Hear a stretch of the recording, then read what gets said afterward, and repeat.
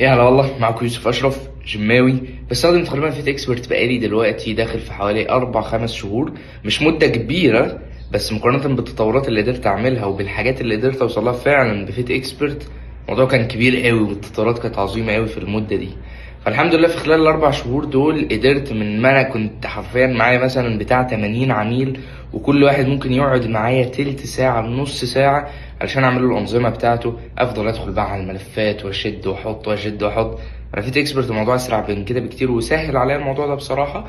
فبقى العميل ما بياخدش معايا مثلا لا 4 دقايق 3 دقايق، كل حاجه موجوده، كل حاجه قدامك. مش مضطر كل شويه تشوف العميل ده، ترجع للشات تشوف العميل ده انت بعت له دايت ولا لا، كل حاجه ظاهره قدامك. مش مضطر تشوف هو اشتراكه بدا امتى وهيخلص امتى كل حاجه ظاهره قدامك.